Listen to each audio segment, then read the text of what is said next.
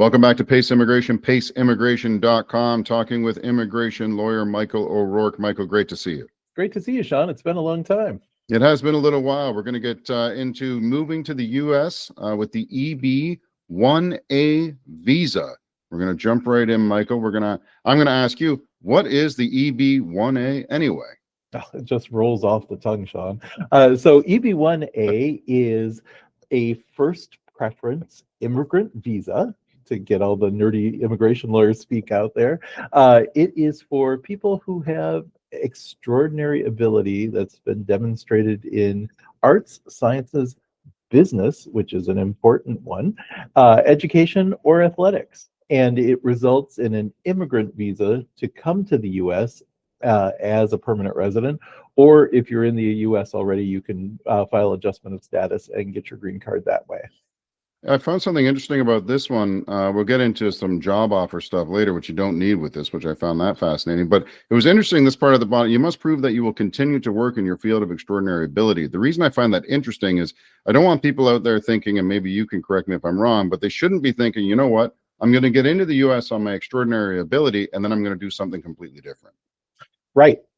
I mean, if you're extraordinary for whatever, they want you to continue being extraordinary. So my clients who've done this, they usually have connections globally, and it's just a matter of laying the groundwork for when they come. Maybe they have their own businesses, maybe they hook up with the university, maybe they acquire a U.S. company, something on that order. But they really want to see that if you are extraordinary in your home, in your region, in your country, they really want you to bring that to the U.S. and this is the inducement to do so. Okay, so let's get deeper into this. The benefits of the 1A, this one's the big one, self-petitioning. Mm-hmm. Yeah, you don't need a job. You don't need an employer. You don't need anything except for a good immigration lawyer, and I know where to find one. Right.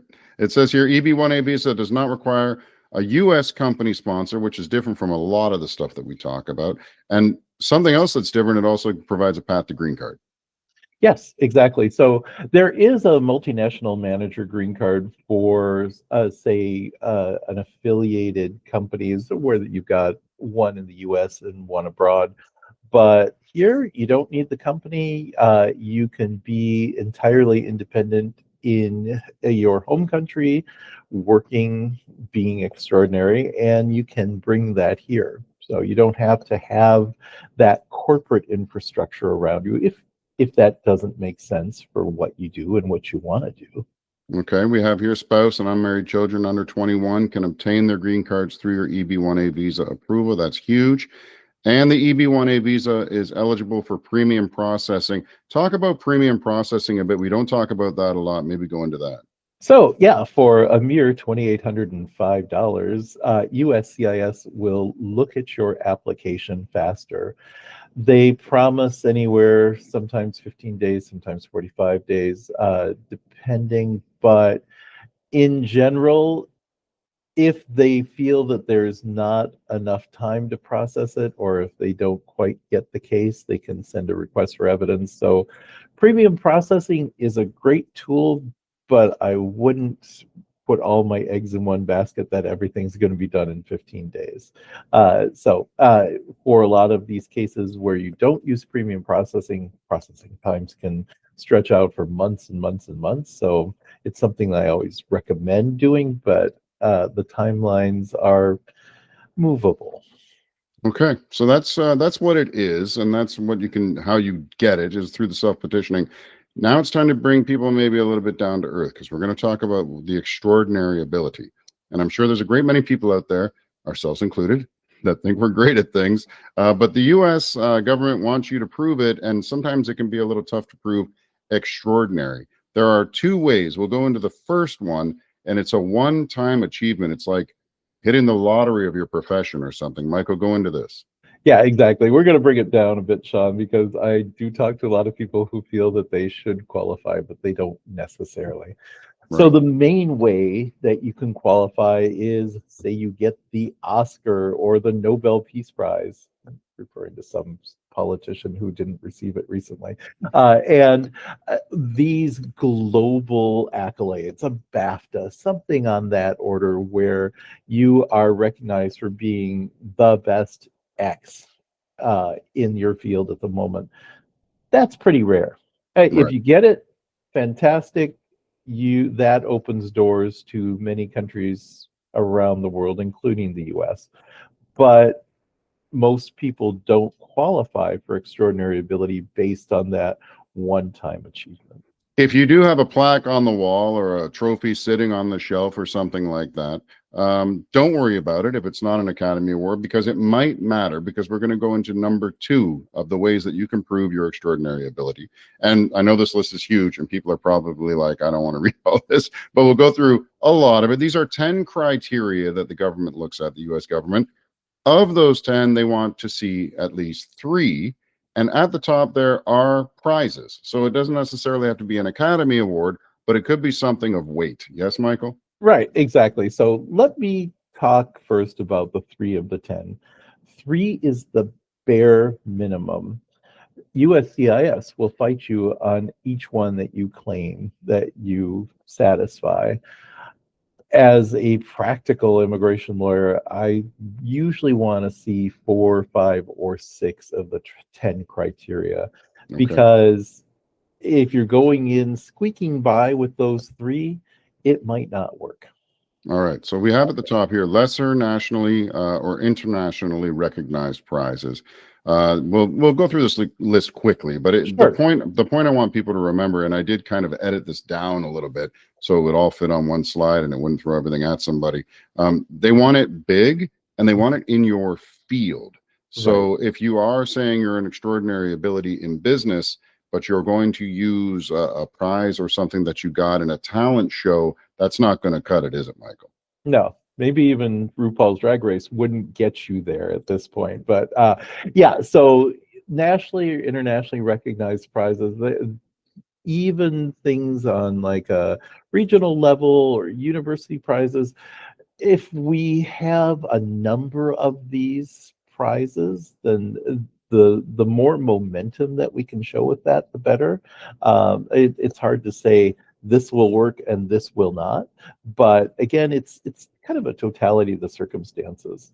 Okay, so we have membership in associations in your field of endeavor, and those associations have to be reputable, and you have to be a member in good standing with it. We've got material published about you in top publications, Michael. It can't just be something in the local paper. Right. Let's talk about those 2 for a moment. Okay. So associations in your field of endeavor. If I can send a check for $25 to I don't know, American scientists, American Society of Geophysicists, for instance, and they make me a member. Geophysicists, I know you charge more than that, so don't write me. But if I can just join and then suddenly I'm a member, that's not really going to cut it. However, if the geophysicists say, hey, Michael O'Rourke, you have been doing such great work in immigration that we feel that you should be among our invited geophysicists to our association, then that would count. Okay. I don't know why they would do it, but they might. Same thing with the published material. Yeah, it can't just be the local paper or something. Well, it might be. Again, it's more a totality of the circumstances, but we want to see stuff that's more than just a press release. If I say, hey, Michael O'Rourke, best immigration lawyer in Toronto, Ontario, and I send that around and somebody's silly enough to publish it, maybe they would discount that. But if the Toronto Star comes and say, hey, Michael O'Rourke, I want you to talk about your practice and let's write up what you're doing, then that could work. So it's, again, a balancing and a credibility act there. Okay. We have participation as a judge of the work of others. Again, with what I was reading from what the government was saying, you are the top of your field and you're judging other tops of your field. Exactly. There is some wiggle room with this category, though. If you have done anything along those lines, I want to know about it because I might be able to use it. Okay. We got that. We got the This one was slippery to me. Maybe you can help me out with this one because sometimes in this immigration stuff, there's some ambiguity.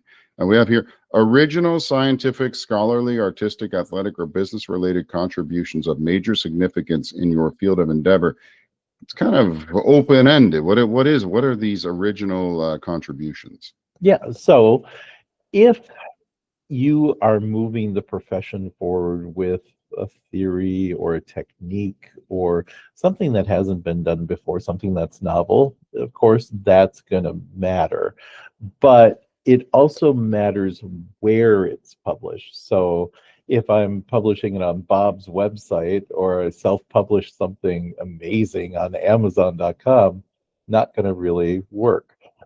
But if New England Journal of Medicine or the geophysicists invite me to submit an article to their publications, then that probably would go far to, take my novel idea and spread it among the collaborators and the other members of my field. Okay, we have authorship of scholarly articles in your field. They say that a lot, in your field. They want to make sure that you're actually extraordinary ability in your field. You can't really do too many hybrids. No, you can't be a dilettante here. You have to really focus. We have your work has displayed. This one sounded basically like art for artists to me. It was your work is displayed at artistic exhibitions or showcases that are in your field. So if you're a sculptor, and your sculptures have appeared at like the Royal Ontario Museum or something like that. Yeah, exactly. Or if you're an architect and you have designed a novel building that is sitting out there on bloor, just waiting for everybody to look at it as they're passing, that's also an exhibition. See, this is why you hire lawyers, folks, right there. We have here a leading or critical role for organizations that have a distinguished reputation. They want to see you as like the president of an organization? Not necessarily the top of the top, but they want to see your influence and your role. Or if it's an organization that is like a collaboration of professionals, like for instance, I'm a member of the American Immigration Lawyers Association. Whether the U.S. government thinks that that's a distinguished organization these days is questionable. But Okay. if you have a high-profile role in an organization like that, then that can be used to satisfy that plank of extraordinary ability. We have here high salary in relation to others in your field. I found that interesting the way they spelled that out because it's not just high salary. You can't just be making big bucks. It's got to be you're making big bucks among the people that are also making big bucks in your field. Right, exactly. Exactly. Right. It's and there are ways to go about this. There's not a certain dollar amount, but there are ways to show that if you are making X dollars and your colleagues with similar years of experience are only making X minus $20, then maybe that's sufficient. So don't fixate on a dollar number when you're looking at that. Okay.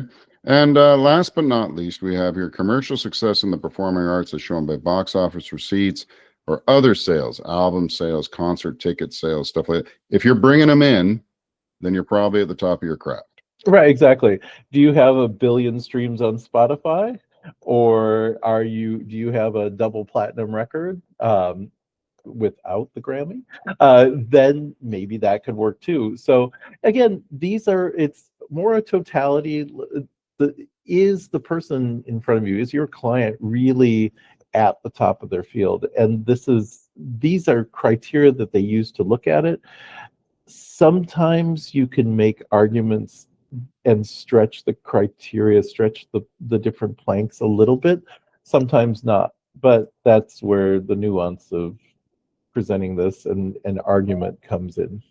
Okay. Let's move on. We've got here proof that you're coming to the United States to continue working in your field of extraordinary ability, because that's the thing we talked about at the top, which is it's not just enough to get in. You have to show that you're going to keep using this extraordinary ability while you're in the U.S. And we have a couple of points here, Michael.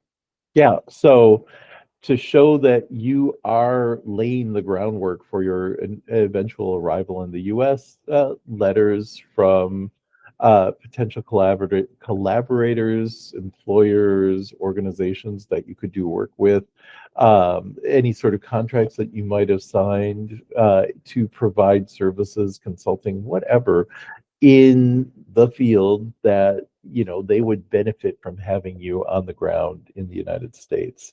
Some they want something other than, well, yeah, I'm going to come and I'm going to be amazing there, just like I'm amazing in Belgium. So they want something. But I also want to go back to letters from potential employers in your field to substantiate a lot of the earlier list of 10 different criteria. I like to include at least 8 to 10 letters from referees in your field, people who know your work, who can say, I'm so and so, and I'm this title with this massive organization, and I know this person's work, and they are extraordinary because of X. That's surprisingly important in this, because a lot of this is subjective, and we might not know what an extraordinary Romanian PhD, and I don't know, I'm stretching and I can't think of it. But yeah, we need to know from people who are in the field and are aware of their work what is important and what is extraordinary about them. How successful is this stuff? I mean, how pretty successful? Like, as long as someone, obviously, if someone meets the criteria, but this isn't out of the blue for USCIS. They've seen this before. Oh, yeah. Funny story. One of my best friends, she is a German expert in IFRS accounting, was a professor in Germany, taught international taxation. And when I was just starting out in immigration law, she came to me and she said, "You are going to do this for me." And I said, "Don't hire me. I don't know what I'm doing." I know what I'm doing now more. But I said, I can read the law, I can read the criteria, but I don't know what is needed. And we submitted an application, of course, got a request for evidence, but in the end it was successful. And I can't give you a number of what the success rate is on these applications, but you kind of develop a, you know it when you see it type of feeling with them. And yes, they are quite successful. It is a good way to go if you could qualify for the non-immigrant O1 visa for extraordinary ability, you are likely going to qualify for the EB-1A. And the EB-1A has the advantage, right? Like the O1 does not have a path to green card. This is the path. You either file EB-1A or your employer. You do need an employer for the O1. You can't self-petition, but your employer can file a perm, which is a long, hard slog to a green card, but it works as well. It's just this: if you got it, try it. If you got it, flaunt it. Yeah, exactly. That's it. And Michael O'Rourke, and I'll give you a shout out too. Extraordinary. Didn't you come second in the Arizona bar exam? Yeah, I did actually. Your thing? They gave me a tote bag in 1998. I don't have it any longer. The tote bag doesn't seem as significant as the EB-1A, but you'll take it. Yeah. Well, I mean, if I weren't already an American, maybe I could have used that as a lesser known state level prize. I don't know, but somehow I think you would have make it work. That's Michael O'Rourke, extraordinary U.S. and Canadian immigration lawyer. Be sure to contact him for moving to the United States through the EB-1A, and check out his other videos too. Michael, it's good to talk to you. We'll talk to you soon. Great to talk with you too, Sean. Take care. Bye-bye.